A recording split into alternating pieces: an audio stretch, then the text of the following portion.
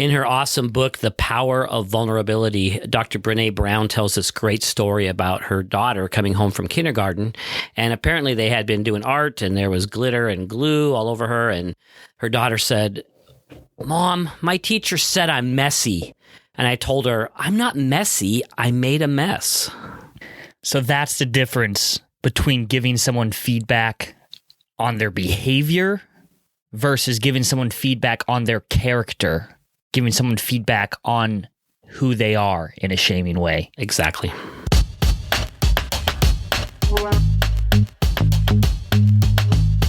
This sounds like a stupid question. Probably is, because, go ahead.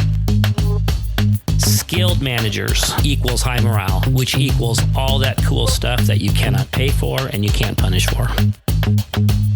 When you close off that feedback channel, you are not going to be able to hear the truth. In the first microseconds, your brain can't tell the difference between physical danger and what we call social danger. I'm pissed off at you. Me, specifically? Well, just because you're my boss and all.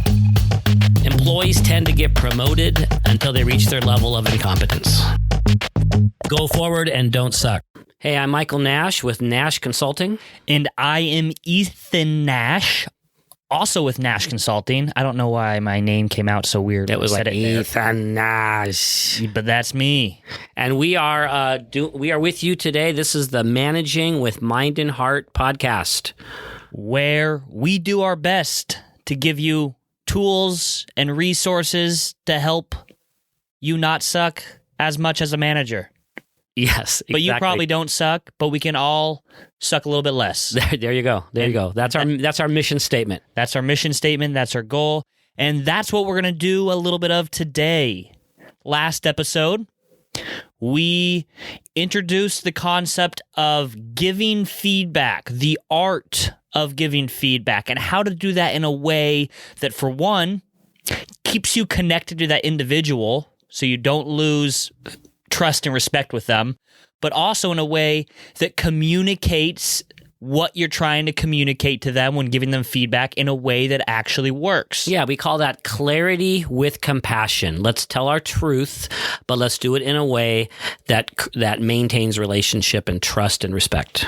So last episode, we talked about the first two of the three levels of the art of giving feedback. In level 1, there's 4 main things to remember there. When giving someone feedback, think it through at least a little. The second piece was ask for permission. The third piece was no drive-by feedback. Give them time to respond. And number 4, don't make them wait. That was kind of the easy part of giving feedback. Things to do, things to think about before you actually give them the feedback. Yeah, and then our second piece was the 105 level college class, and we just did a bunch of do's and don'ts. We're not going to go through all of those right now, but just a couple things. Don't convey anger or frustration in your tone, but use a tone that shows that you're on their side. Don't use hyperbole, like always and never. Instead, be accurate and say sometimes, often. Don't give general feedback, such as you have poor social skills, right? Be specific. Do engage in a dialogue and don't do a monologue. Yeah, make sure you mention something positive. I don't mean every single time, but it's super helpful to show, say something you appreciate and not just jump right into the negative. And there's a whole bunch of them there, but we just covered a few of them. Today, we're going to talk about the graduate level course stuff when it comes to giving feedback. Yeah, and just before that though, Ethan, let's also just do a quick nod to the internal work, right? So right now remember adaptive skills. There's internal work, there's external work. We're focusing pretty exclusively right now on the external, which is the behaviors, and that's by design. That's where we're going to focus today. So just a really quick nod to what would be going on in our minds and our hearts as we're giving feedback to somebody, so that we can develop this adaptive skill, right? Where, for example, we're remembering to lower their defenses, right? We're remembering that if you give feedback in a way that makes someone defensive, they're not going to be able to listen, they're not going to be able to learn. We're assigning good motives. We're assuming the best about the person as opposed to being judgy and assuming the worst, etc. You got it. So the point there is You got to do the things necessary both internally and externally so your feedback works. As I said last episode, if your goal going into that conversation, that feedback conversation, isn't for that feedback to work, then don't do it. Let's talk about the level 3 stuff. Yeah, this to me, and when we're actually teaching the class, this is kind of one of my favorite pieces. What we want to talk about here, and it's pretty simple conceptually, but it's actually kind of difficult to keep this in mind as you're giving feedback. There's really only one thing that you can give feedback about, right? And we're going to break it down into sort of 3 pieces, but there's one thing and one thing only that you can give feedback about. The word is behavior. You can give feedback about behavior. These are things that you could see if you were watching this person in a video. You could hear these things. These are observable, audible things. That's behavior. You can give feedback about behavior. You can give feedback about the impact of that behavior. So that's B, I, and now we're going to start with the R, replacement behavior, right? I can say to you, hey, honey, when you load the dishes... Don't call me honey. Son, dear heart, sweetie, when you load the dishes this way, okay, there's behavior, right? Mm-hmm. They don't get clean. That's the impact. Could you please load the dishes this way? That's the replacement behavior. BIR.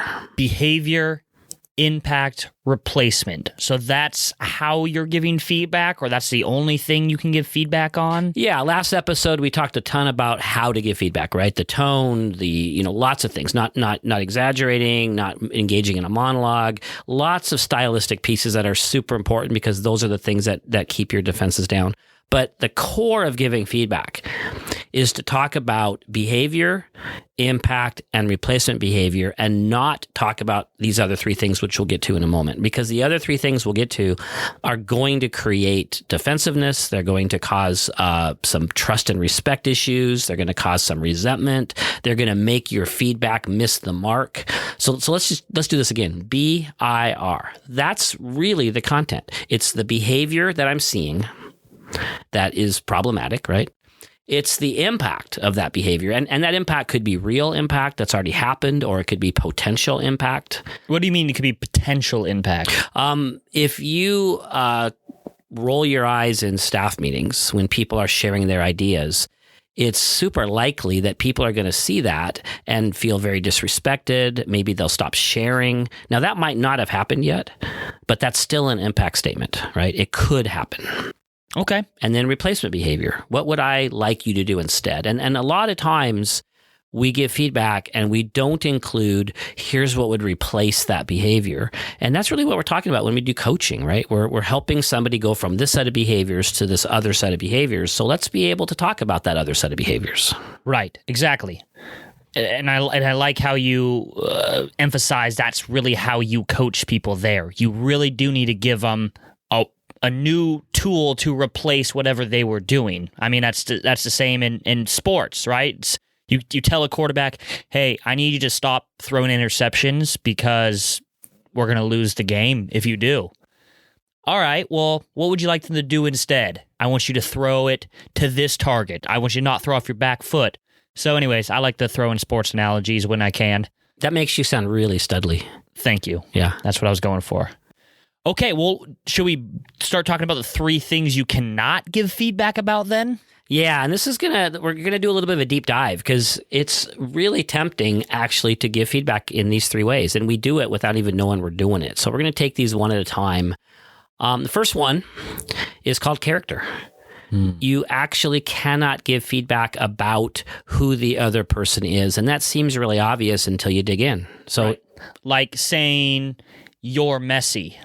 Yeah, right. That's a character. That's the story, right? Brene Brown's story, right? This little girl, even in her little first or kindergarten heart, she was aware that there was actually an insult there. Now, I am convinced that this teacher probably was the sweetest lady and probably said it in the sweetest voice. She probably said, "Oh, Ellen, you're so messy." She said it with probably some humor. She probably said it with affection. But what that little girl heard was exactly what you would hear. You are messy. A messy little brat. Yeah, I think you're extrapolating a little bit there on that. But here's the idea. If I was challenged to make a list of Michael Nash's top 10 characteristics, I have 10 spots. Oh, can I do it? Can I do it? Okay. No. Oh, I thought you were just opening the door. No, good try there, dude. I'm going to make a list of Mike Nash's top 10 characteristics, right? I've got 10 slots to fill. This is the stuff you're going to say at my funeral, I'm not going to waste those slots on words like rude, right? I don't see myself as rude. And if you use that word in giving me feedback, there's going to be part of me, unconscious and not, right, that's going to push back. Because number one, rude is not a behavior. Disrespectful is not a behavior. You're actually saying something about who I am as a human being when you use a word like rude. Now, here's what I would be willing to talk about. I interrupt people when they're talking. I struggle with that. I tailgate idiot drivers that are driving too slow, right? Those are what? Those are judgments and they're character words. They're behaviors. Sorry. Try again. I got a little distracted first. All right, let's try that again. I'm interrupting you. I'm tailgating you. Those are not character words. Those are behaviors. Those are behaviors. Right. That's right. That's what you can talk to me about. And I guess, sorry, I was getting ahead of myself, but what I'm saying here is saying someone is rude yes. or saying someone is disrespectful. Obviously, that's not a behavior, yes. right? That's a judgment. That's an interpretation. Yes. And oftentimes, I think people get caught up on this whole true and untrue part of this giving feedback. They'll say, well, no, I think it is objectively true that rolling your eyes during a meeting and scuffing and slouching your chair or whatever is rude, right? So why can't I say it? So that's true. So why can't I give them that feedback? It's like, well, okay, although it may be true, it's not helpful. And they can reject your feedback of you're rude, but they can't really reject the feedback of you're rolling your eyes. Yeah, let's look at it this way. These statements are both true if you want to put the word, put some quotes around the word true, right?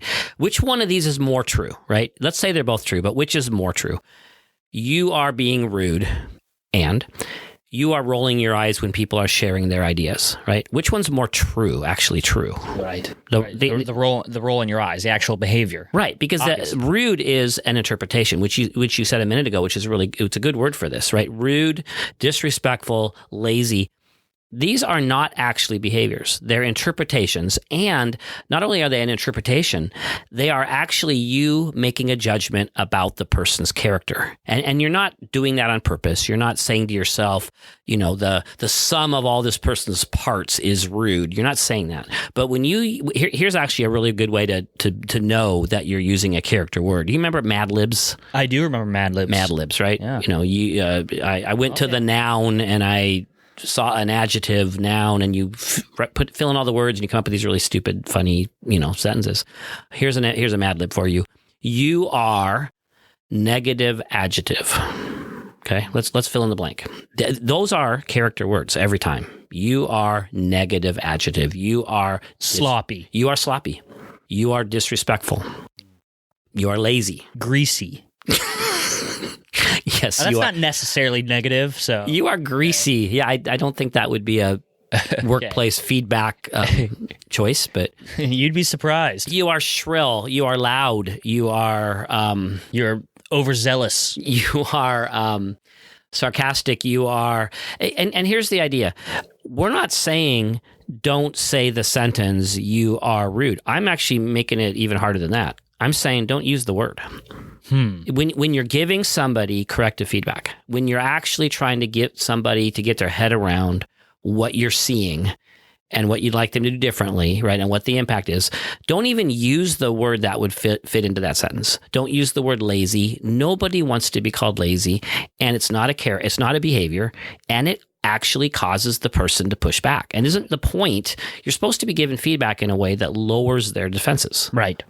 And again, it's not that it's untrue. It may be true, right? But you just never have to go there because you're going to get defensiveness. Well, and let's be careful with even that. I mean, I totally agree with you, but true, right? Lazy. I mean, let's use lazy. True is. I mean, could we ever really say that's true? I mean, would it be even fair to say that's a lazy person?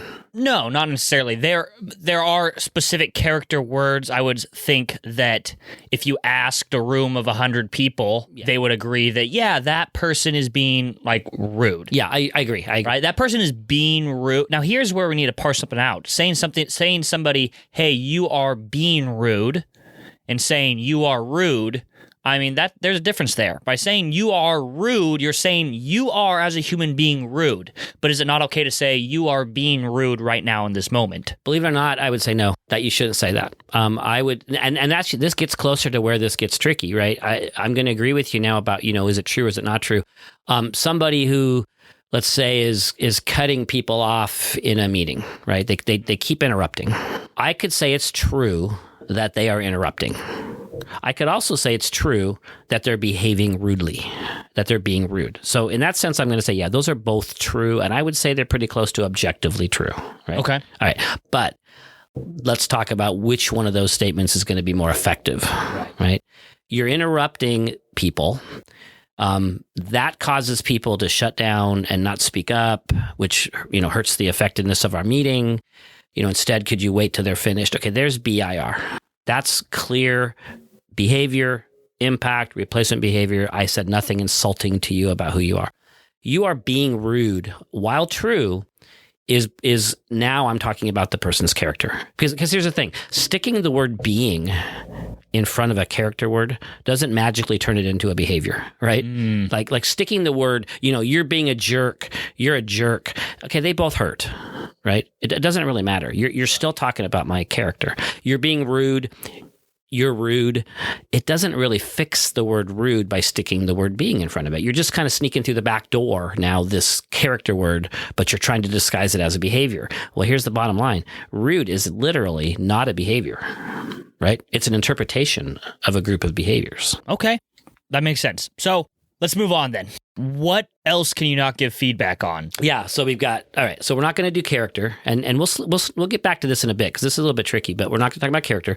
Secondly, you don't get to give me feedback about my thoughts and intentions, right? You don't get to say, you just think you're better than other people. Oh, really? Is that what I think? Right. Oh, you're just trying to make people feel bad. Really? Is that what I'm trying to make people do? Right. Right. So the thing with this is when you try to read my mind and you give me feedback about what I'm thinking or what I'm intending, it strikes this chord in me that causes me to just automatically push back, because I find it offensive that you're trying to get in my head. I find it arrogant that you think you can get into my head. And here's what's really ironic about this. When you guess right, when you actually guess what I'm thinking and you say it to me, I get more defensive. Right. You've called me out on something, but I know that you are not magic and you cannot read my mind, so I'm just going to deny. This sounds like the exact conversation I was having with my psychic just the other day. You can't read my mind. Why are you going to a psychic if you're thinking she can't read your mind or he can't read your mind? I want to believe. Okay. And then the third thing, I can't give feedback about your feelings. And this one's hard, which includes, believe it or not, attitudes. Did you know that feelings? So you can't give feedback on feelings or attitudes, right? You can't say you feel this way, or you can ask, hey, are you feeling sad? Or it looks like you're feeling this way. Is that true? But you don't get to give feedback about, hey, I know you don't like your job. I know you feel sad about. You have a bad attitude. You know what? Nobody, including teenagers, wants to be told they have a bad attitude. And what's really, I'll just say this is true. You can't see an attitude. Are you sure about that? I'm sure. You can see. That's not what I've been told. Well, I got to be honest with you, buddy. We probably gave you some feedback about your attitude a few times when you were growing up. I apologize. Well, I think those wounds are healed. I hope so, dude. But here's the thing. What I wished I would have said to you during those years was, hey, Ethan, and you know what? I think we might have had these conversations, but I know I snuck in the attitude thing. But hey, Ethan, when we're giving you instructions about X, Y, and Z, and you roll your eyes and walk away, this is the impact it has, et cetera, et cetera. I don't like the fact that it was really easy to say, hey, dude, you have a bad attitude. Because how does that feel to be told you have a bad attitude? It feels bad. Yeah. Does it make you say, oh, well, thank you for that constructive feedback, Dad. I think I'll work on my attitude now. Right. Well, I mean, what's interesting is, like you said, your past career was in social work. Right. And as shown here, these concepts in the workplace really do apply to working with families, parenting, working with kids in school. I mean, I can't remember how many times in school I've been told, like when I was in high school or middle school, that they're like, hey, you have a bad attitude. Well, if you would have just changed your attitude, you wouldn't have had all those conversations. Right. But the idea here is this is not unique to the workplace. No, this is about relationships. It's about Christy and I. It's about me and you. It's about our friends, right? When it's time to give someone feedback, we really want to talk about BIR, right? Behavior, impact, replacement behavior. And as soon as I start sneaking into, words that are character words or trying to read your mind or giving you feedback about your emotions or your attitudes, here's what's going to happen to the other person. They're going to feel judged, whether they know they're feeling this or not. This may be underneath the surface, right? But they're going to feel criticized. They're going to feel judged. They're going to feel misunderstood. It's going to feel like they're in the one down situation. And all that adds up to is a person now who's going to probably be defensive. And that defeats the entire purpose of giving feedback in the first place. Right. Now, on the other hand, if they've talked to you about how they're feeling, is that then open up for feedback? Yeah, absolutely. I'm really frustrated with my job. I'm feeling discouraged. To be able to come back and then say, hey, you know what? I know you're feeling discouraged about this. Okay, I'm not making it up at that point. Right. I'm not guessing. Okay. You've told me that. Right. So it's the guessing game that we got to be conscious of. Yeah, and it's that tendency we have to generalize, right? You have a bad attitude. Well, I base that on behaviors. Right? The only reason I am saying you have bad attitude is because I must have been seeing or hearing some behaviors. Well, that's what I need to talk about. The only reason I wanted to say, you're being lazy, stop being lazy on Saturday, Ethan, get out there and mow the lawn. I use the word lazy. That's not an actual behavior, right? That's some interpretation, and it's a really disrespectful interpretation that I made up to cover the fact that you were doing some behaviors and not doing other behaviors, right? You were sitting on the couch. You were playing a video game. You were not mowing the lawn. Let's talk about the behaviors. Let's not talk about this, very disrespectful interpretation that I've created in that moment, which is lazy. So let's put this all together. By the way, Ethan, you are a really great kid. I want our listeners to know that. I'm using all these examples and lazy and bad attitude. You are probably the least lazy kid that I've ever met. Wow. Thanks for saying that. Yeah. And you are a good parent, by the way. Well, thank you. Anyways, enough of this mushy stuff. Let's move on. I want to put this all together. So we talked about the BIR. You can give feedback on people's behaviors and the impact of those behaviors, either actual or potential. And the replacement behavior that you would like to see happen. Yes, and I do want to put this together by just I guess I want to talk about a situation. So that can we go back and I want to dig up a client situation that I was involved with several years ago. There's an executive. This was a director, and I was his coach. I ended up coaching him for several months. There was the initial reason that I got matched up with this guy was that he was having a really hard time with his peers. And that was manifesting itself in a lot of different places. But specifically, this guy was having a really hard time in meetings. So here's a guy, and I'm going to just call him, give me a name here. Eugene would, so he'd be in meetings with his colleagues. These are other directors and his boss. And he would behave in such a way, and I wish I could just literally physically, visually show it to you all right now. But what he would do, he'd sit in a meeting, and as people were sharing their ideas or their thoughts or there was brainstorming going on, he would engage in all sorts of behaviors. He would roll his eyes. That was a pretty... that was one of his go-tos. Rude. Yeah, disrespectful, right? He'd roll his eyes when people were talking.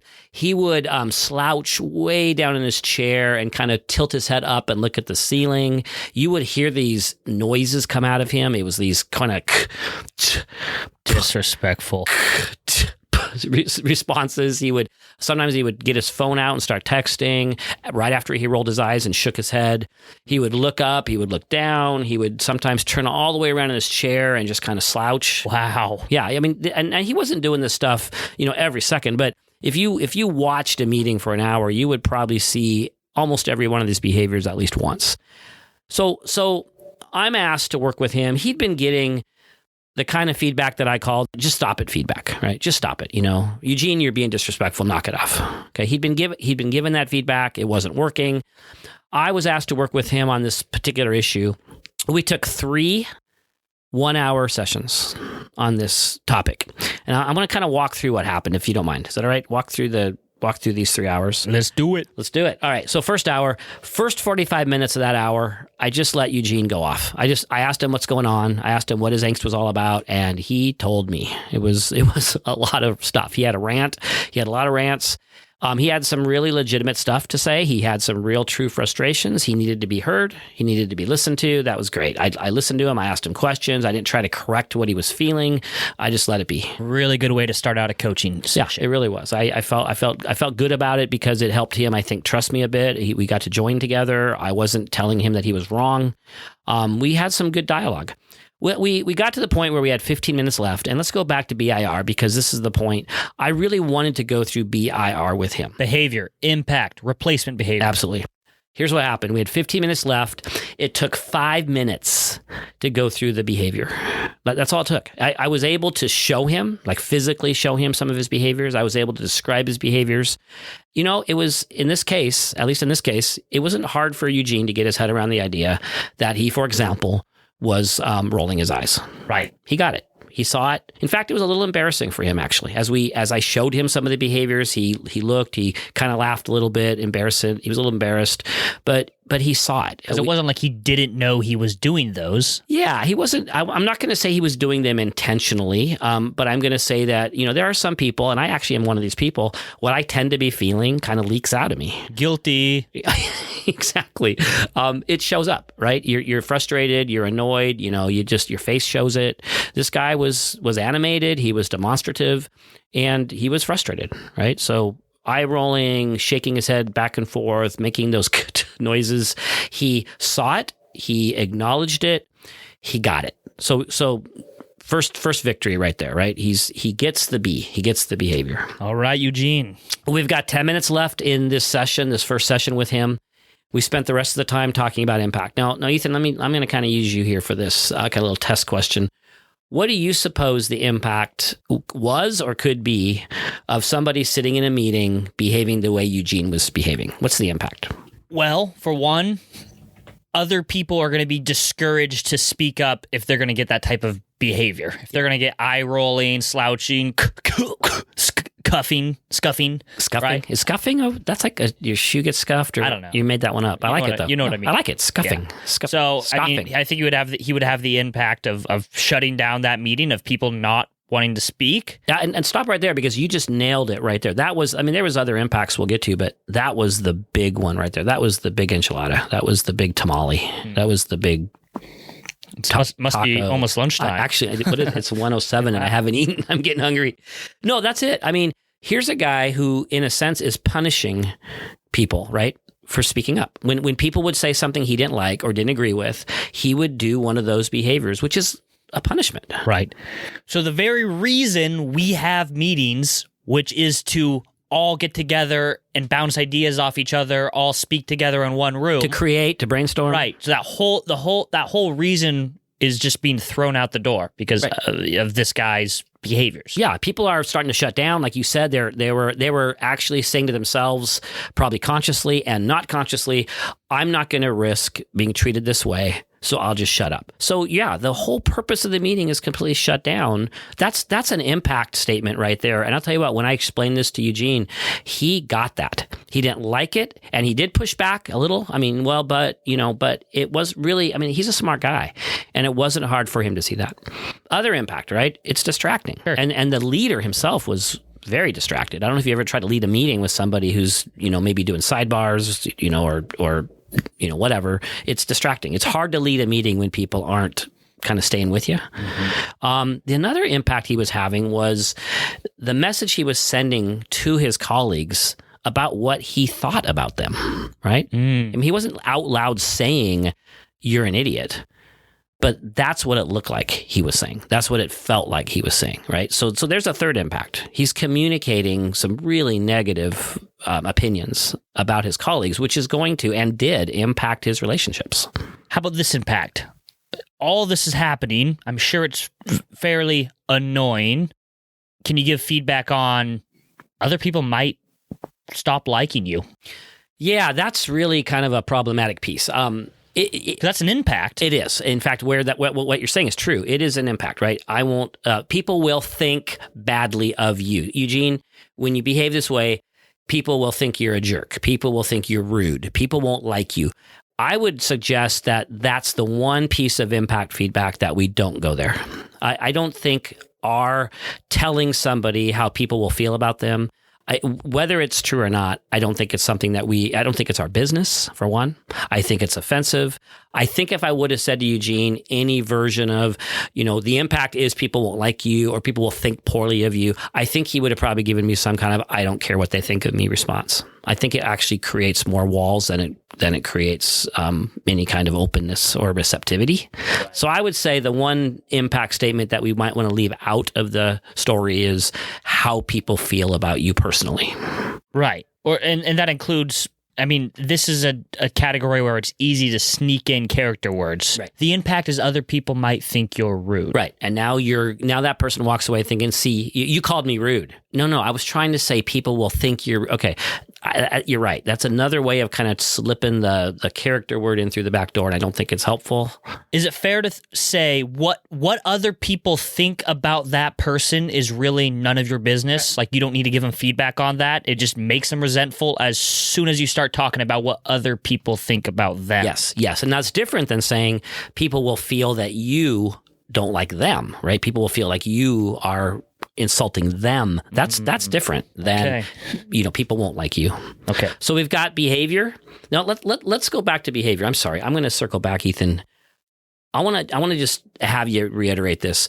Let's say you are watching Eugene, right? You are watching him on a video camera in a meeting, all right? What actual things did you see, right? So what behaviors did I what see? Are you seeing and hearing? Actual. Eye rolling, slouching, turning away in their chair, shaking the head, cutting people off. Yep. Scuffing. The scuffing. I love that word that you made up. Scuffing, right. All right. Tiffing. Tiffing. Yes. That's good. That's a good word. Tiffing. I think it's British. It's British. Is it really? I don't know. Tiffing. I just made that up. Behavior. You just nailed it. Impact, right? We just listed several impact statements. He shuts down the meeting. People feel treated poorly and insulted. It's distracting. Now, in my coaching with him that day, our time ended, right? We ran out of time. We didn't get to the R, which is replacement behaviors. So really, it was productive. I think this was the first time he got his head around the actual behaviors. I know it was the first time he put two and two together and figured out, oh, wow, these behaviors are actually having this impact, and that's not good. It was a very productive meeting, but unfortunately, we did not get to replacement behaviors. So what I found out later was he went to the next meeting. He literally sat there, stared straight ahead for an hour, and said nothing. That's creepy. It was creepy. As you're sitting there staring at me saying nothing. That's creepy. Yeah, it was creepy. And here's the bad. Well, he was doing what you told him not to do, right? That's exactly right. He wasn't doing the behaviors anymore. He wasn't rolling his eyes, right? Yes. And you should get credit for that. Well, and that's what's sad about that is when I asked a couple of his colleagues, because I was in contact with them during this coaching, hey, how did Eugene do in the meeting? Any improvement? The answer was no. That's a bummer. Yeah, because you know what he was trying hard. He was. In fact, he told me later, he said, I was exhausted after that meeting. He spent that whole meeting using extreme self-control, not doing those behaviors. He actually was successful, but the bad news is it looked like passive-aggressive. Right. It looked resentful. It got misinterpreted. He was disengaged. It looked negative, and they were so used to him being negative, they just interpreted that as more negativity, right? Right. And again, he wasn't doing the behavior, so in this regard, he was being successful. Yeah, you know what? That's just not sustainable. That's exactly what I was about to say. There's no way that even if that was seen as success, that he would have ever been able to keep doing that over time. Right. You would go crazy. Yep. So I would imagine then you had a follow-up coaching session with him after this. Yep. And were you able to cover the actual replacement behaviors? We spent the next two sessions almost exclusively working on replacement behaviors. And this was he and I together co-creating what he could do to replace the other behaviors. And it was a lot of good work, and he did some really good work.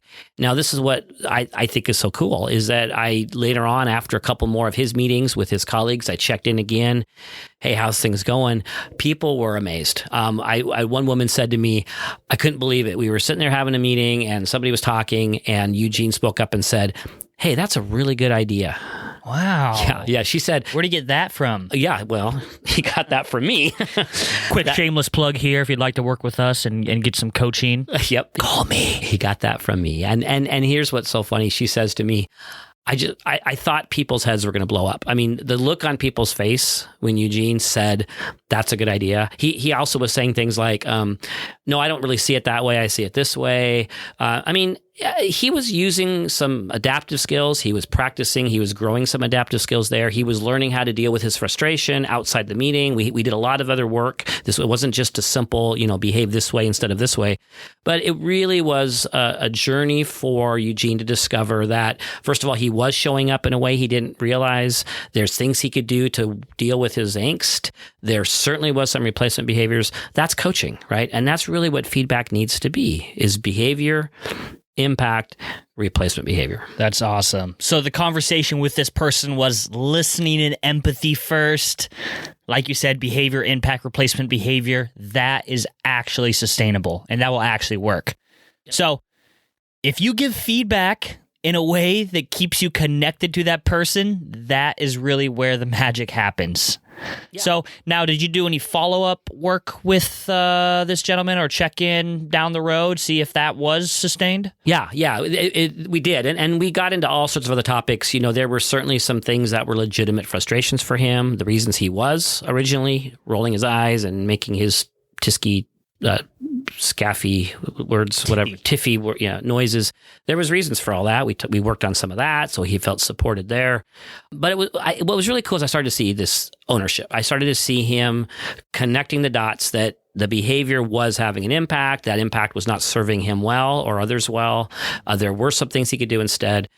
And because of me working pretty hard at avoiding, the character words and calling him rude and calling him disrespectful, I think he had openness. I think he had openness to me. And that's the point, right? Building a relationship, maintaining a relationship, even while we're telling the truth. Great. We're getting tight on time here. There's a few quick things we want to cover before we cut out. It sounds like Mike's getting a little hungry for some Mexican food. Real quick, I just want to touch on the problem with giving feedback via notes or emails in the workplace, just real quick. So what's the problem with that? I mean, for one, tone. When you give feedback over an email, your tone can be misinterpreted. It happens all the time. I've had my tone misinterpreted. I have misinterpreted others' tone. I'll never forget the woman who came up to me at break, and she says to me, you would not believe the mean emails that Jan sends me. They're just terrible. And she goes, here, let me show you. And she had a file of them. She pulled out this email, which is another reason not to use notes and emails. She pulls out this email. She looks at it. She says to me, here, read this. So I'm thinking to myself, well, this is going to be kind of fun, right? I kind of like reading snippy emails. So I read this email. This is literally word for word what it said. It said, hey, Debbie, could you please remember to put the water pitchers on the mantle after your shift? Thanks, Jan. So I read this thing twice. I'm thinking, you know what? She probably pulled out the wrong email. So I said, I said, I don't understand why this bothered you. I don't see the problem. And she grabs it from me and she goes, hey, Debbie, could you please remember to put the water pitchers up on the mantle? And I just started laughing, which was really unprofessional. And she was insulted. And, here's an email that is not even barely negative feedback, but even that got interpreted through her lens, right? And it happens all the time in the workplace. And remember last episode when we talked about some of the do's and don'ts when having the conversation, right? No hit and run type feedback. Don't monologue. When you give feedback over email or notes, it really violates all those rules, right? It is a monologue. You're not asking for permission. I mean, it just violates all those rules. A lot of organizations that we're working with now are making this a rule for their culture, right? We will not use notes and emails for feedback. Yeah, and not just the ones we're working with. It's become kind of a little mini movement in the kind of the organizational development world. And lots of organizations, they've realized if we want to have a culture of feedback, we have to do it properly, right? So we're not going to use notes and emails to say, I'm having a problem with your behavior. Now, there's exceptions. Another podcast, we're going to talk about kind of corrective processes. There's a time and a place to follow up a conversation with an email, and that's a whole separate thing because that's not how they first heard about the problem, right? So using notes and email, I'll tell you what, there's this group of nurses I was working with. They would come to work every morning, and there'd be little yellow sticky notes telling them what they'd done wrong the day before. And it was a horrible way to start your day. It was a morale issue, and it got so bad. I actually heard one of these nurses, and she said, oh, watch this. I'm going to get 2 stickies tomorrow. So it obviously wasn't accomplishing its purposes. Right. So the point here is just don't use notes or emails for feedback. Join the movement, right? Join the movement. Hashtag no feedback via email or notes. Yeah, that's trending on Twitter. That's not going to catch. Anyways, the last thing I want to point out here is we're not talking about low-level stuff, really, with any of this feedback stuff, right? It's okay to send emails, hey, please remember to put the form in the green box instead of the blue box, right? Or little reminders, right? That's not what we're talking about.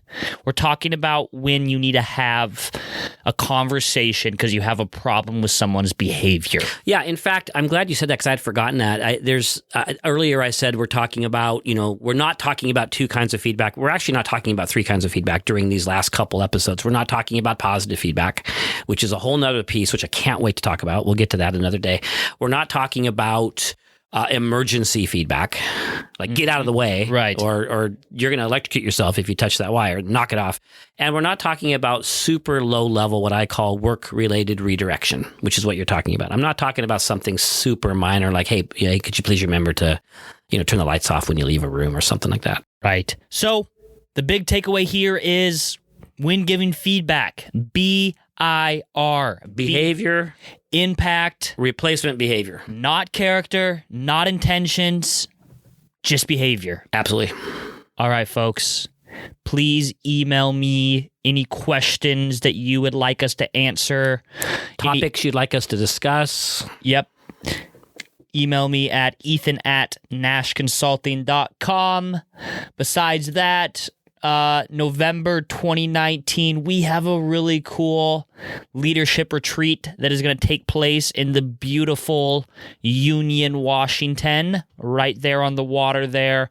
Dad, can you tell them just a little bit about what's going to happen at that retreat that you've been working hard on? Yeah, real quickly. And again, go to nashconsulting.com and you're going to see the retreat. You're also going to see some other offerings, including our trainings we bring to you and help your team develop. But the retreat, we're going to be taking a small group of leaders, and we're going to be working on some personal work. We're going to be talking about mindfulness practice. We're going to be helping leaders to maybe discover some of the roadblocks between them and leadership success.